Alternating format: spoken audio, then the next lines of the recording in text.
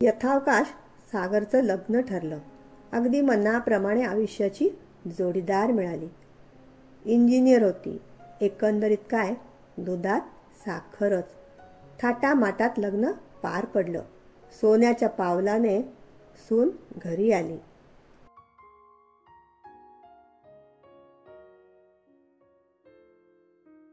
विषयाचं नाव आहे असंही घडू शकतं का. तसं पाहिलं तर अगदी दृष्ट लागण्यासारखं सुखी कुटुंब. इंजिनियर निलेश आणि डॉक्टर नीता. घरदार, पैशाची सुबत्ता, माणुसकीनं भरलेलं घर, सुसंस्कृत, सुस्थितीत सारं काही. दिवसागणिक वाढत जाणारं सुख. अशा या सुखी संसारात भर पडली ती सागरची. जणू सागरासारखं भरभरून सुख देणारी ती लाटच. गोरापान रंग, नितळ कांती, लोभस रूप, कुणाचंही अगदी सहज लक्ष जाईल इतकं गोंडस बाळ. दिसामासानी बाळ मोठं होत गेलं. आई वडिलांच्या रूपाबरोबरच बुद्धीचं वरदान लाभलेला सागर अभ्यासातही चमकू लागला. आई वडिलांना आकाश ठेंगणं झालं. पुढे आईच्या पावलावर पाऊल ठेवून तो एक निष्णात डॉक्टर झाला. पैशाची घमेंडही नाही आणि त्याचा अभिमानही नाही. या तिघांमध्ये कधी भांडण, मतभेद तर सोडाच, पण कधी आवाज वाढलेलाही कुणी ऐकला नाही. यथावकाश सागरचं लग्न ठरलं. अगदी मनाप्रमाणे आयुष्याची जोडीदार मिळाली. इंजिनियर होती.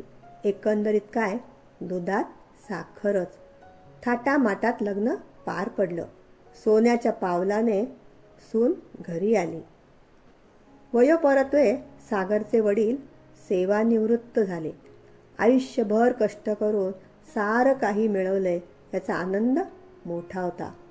उर्वरित आयुष्य शांत समाधानात घालवायचे असे त्यांनी ठरवले होते. इथेच जीवनाला एक अनपेक्षित कलाटणी मिळाली. सून, मुलगा, बायको आपापल्या उद्योगात व्यस्त होते. बायको आणि मुलाला सेवानिवृत्तीचा प्रश्नच नव्हता. सून नोकरी करून संध्याकाळी परतत होती. अशा परिस्थितीत संध्याकाळी सून आणि सासरा दोघेच घरी. दोघांनाही थोडे ऑकवर्ड वाटत होते. मोजकेच बोलणे होई. सून थोडं काम करून आपल्या खोलीत निघून जाई. सासरे संध्याकाळी फिरायला जात होते, पण फिरून फिरून फिरणार तरी किती. थोडा वेळ TV पाहण्यात जात होता. पण एवढे मात्र खरे की सून आणि सासरा दोघांनाही घर म्हणजे कोंडवाडा वाटू लागला होता. हळूहळू चिडचिड आणि धुसफूस वाढत गेली. डॉक्टरी पेशामुळे मुलगा आणि बायकोला घरी येण्यास उशीर होत होता. शेवटी बराच विचार विनिमय झाला. सुनेला वेगळा संसार थाटून मोकळीक द्यावी व नीता आणि निलेश यांनी वेगळे राहावे या निर्णयापर्यंत पोचले. 2 संसार अशा रीतीने एका विचित्र परिस्थितीत वेगळे झाले. पैसा, प्रतिष्ठा, मान सन्मान सारं काही असूनही. म्हणून मनात सहज विचार आला, काय असंही घडू शकतं. धन्यवाद.